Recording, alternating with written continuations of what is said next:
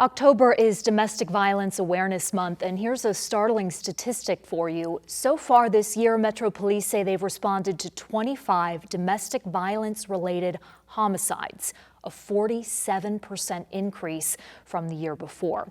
Here now to discuss that increase, as well as new laws in Nevada meant to help survivors of domestic violence, is Liz Ortenburger, CEO of SafeNest, Nevada's largest and most comprehensive charity dedicated solely to solving domestic violence issues.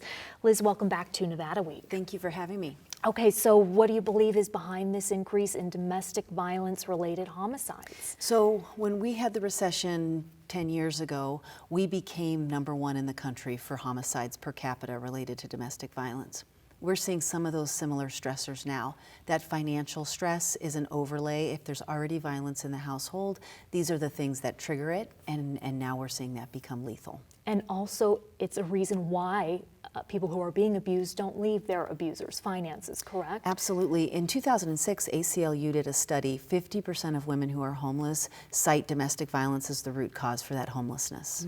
How are you getting the message across at a time of such high cost of living to people who are being abused that they need to get out of the situation? Right, so we communicate in 2 channels. One is to survivors that here's the red flags, and if these things are happening inside your relationship, strangulation, if there's a gun in the home, if there's recent job loss, those are indicators that we could be escalating to homicide. Call and get support.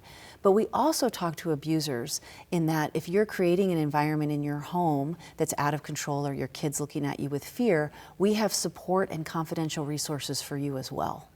And that's a little bit controversial that you're working with the abusers, correct? Yeah, SafeNest has been doing that for 30 years, but it is constantly sort of something that I have to defend, which is odd because the root cause of domestic violence is an abuser's behavior. So while yes, we want to have all the resources and support for survivors because nobody should have to suffer inside a relationship, if we don't actually start working on the root causes of domestic violence, beginning in youth and working their way into adulthood, we will never have a solution for this epidemic. All right, so you held a press conference recently to discuss the new legislation that was passed this past session, and at it, Metro Undersheriff Andy Walsh said that Metro has seen a more than 50% increase in which the victims of these domestic violence-related homicides are Hispanic females. Yes. He had no answer as to what was behind that. Do you have any idea? So when we look at wealth and wealth distribution, we know that our Hispanic communities in Nevada are some of our most low-income communities. When we tie that with undocumented status and all of the other complications and the cultural elements within the Latin community, it can be very, very hard for a survivor to exit. And so we make sure we're available at places like the Mexican consulate, on calls with Metro in the areas where domestic violence is high, in the Northeast Area Command and some of the other hot spots for those where those homicides are happening. But it's really about making sure that undocumented survivors and survivors in the Latin community understand services are available for you. They're available for you in a bilingual fashion. But also leaving your abuser and getting the abuse to stop does not mean you have to leave your family. And that's what becomes very complicated in that cultural context. All right, so the key piece of legislation that you held that press conference to discuss, Governor Joe Lombardo was there, also Assemblywoman Chandra Summers Armstrong, the bill's sponsor that we're going to talk about, AB 257. What does that do? So it basically creates a pathway for strangulation exams to be free of charge for a survivor. So in the past, you would walk in and say, I need a strangulation exam. The cost will be between $500 and $1,500.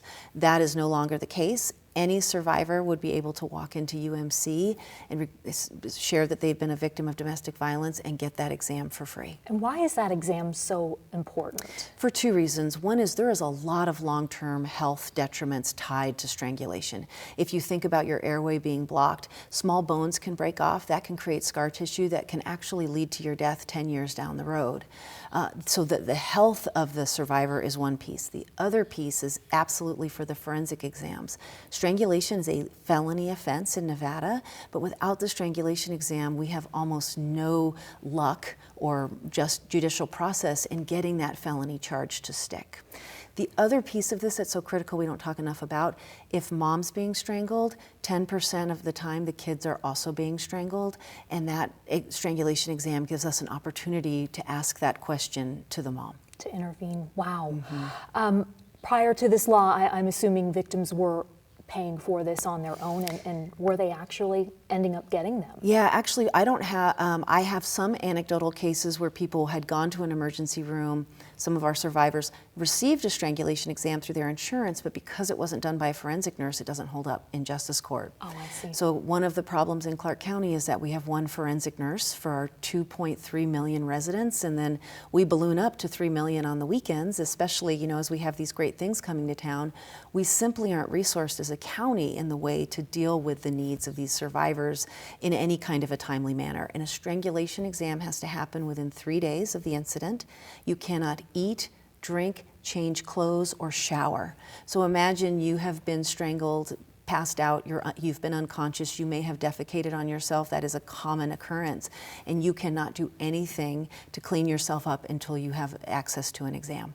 So Liz, this is great legislation, but if there is only one nurse you can go to in all of Clark County, how does this even work? So I am a favor of, like, let's then figure this out, right? So we've actually been talking with Commissioners Naft, Jones, and McCurdy to bring together a domestic violence advisory group at the county level to talk about the bottlenecks like this. This is one bottleneck on a victim's path to justice, but there are others in the system.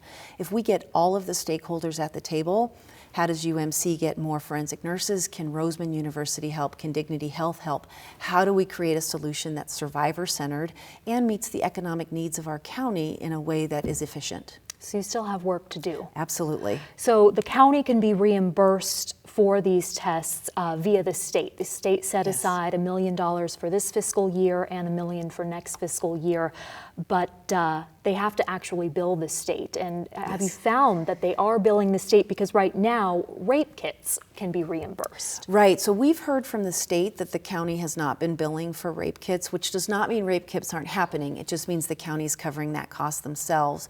So part of figuring out how to get all of this to work seamlessly is, what is the billing mechanism? And who can bill the county? Is it only UMC, or can other providers, if they are to hire a forensic nurse and have the equipment to do the exam, can other providers also bill the county? So that's all the work that has to be figured out to make sure we clear this pathway. And as you explained to me, if the county does not bill the state does not have the data that you need to support getting more funding for these strangulation tests in the future. Yeah, absolutely. So we're the 4th state in the country to allow for strangulation exams to be free of charge. We're the first state to do it with a line item in our budget. So I'm very proud of Nevada for that. But that line item will go away if we do not see the data to support the expense. So now it's clear all the bottlenecks, make sure survivors have access, and then let's collect the relevant data and adjust as needed. How are other states paying for this? ARPA funding. Oh, yes. Which will run out as well. Yes, it will. Other domestic violence legislation signed into law this past session was AB 51. What does it do? Why was it needed? Yeah, so AB 51 did 2 important things. The first is if you are an abuser and you fled the scene, you really had to hide for 24 hours, and then there was no consequence. The police couldn't arrest you after 24 hours. So it added 7 days to that. We had asked for 2 weeks. It got cut down to 7 days. So that should help police. Right now, about 50% of domestic violent incidences that don't result in an arrest is because the abuser fled. So this will help police follow up, shift to shift, and find these abusers. It's a lot harder to hide for 7 days than it is to hide for 24 hours. Why on earth was 24 hours ever deemed sufficient? You know, you have to think about, we have such a great working relationship with LVMPD, but they are really busy. And so it felt like holding it over was probably where we started, and then no one had really looked at it. And so as we started working with the AG's office and others, it's like, this is a barrier for LVMPD. Let's fix this. Let's get this to change to 7 days. So I think it was just probably put there as a placeholder to start, and now we improve. So do you find that they're going to get up to date on these new laws and try to start hiding for 7 days? You know, I will never underestimate the savviness of an abuser to know the criminal justice system and to manipulate it to their will, which is absolutely what we see all the time at court. So, it will be interesting to see what happens and how many of these that flee the scene were able to actually get now on the 7-day. And that information is all tracked publicly, which is another great thing about Nevada. We can see the data, and so we can see where the adjustments are working or not working. I want to go back to strangulation. What do we know about people who strangle other people? Yeah, so this is a terrifying statistic. So a survivor strangled once is 750% more likely to be murdered than her peer who is also being abused but not strangled. And that's on the first strangulation. When it escalates, that percentage goes up each time. On average, women do not call 911 until they've been strangled 5 times. So there's that element.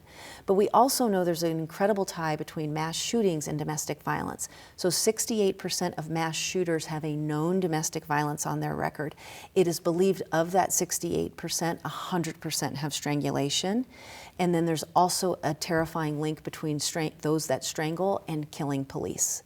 We know domestic violence is the most dangerous call that police will go on, but when we look at it from a different lens and say, who are cop killers, we find very, very often, 80% of the time, there's domestic violence, and it is believed that 100% of that 80% has got a strangulation on their record. So this is a terrifying red flag. So we need to not only catch it for the safety of the survivor and the family unit, but the safety of our community as well. And one more thing I do want to bring up.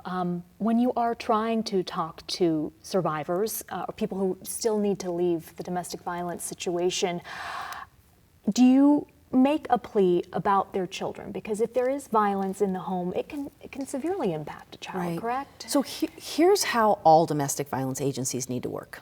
We do not tell survivors what to do. Because the minute we tell somebody what to do or they feel like they're being told what to do, our behavior, while our intentions are different, is exactly the same as the abuser. So what we do when we safety plan is we lay out all of the options and we talk about all those options. We have some tremendously brave survivors that choose to stay inside that relationship for reasons that make sense for them.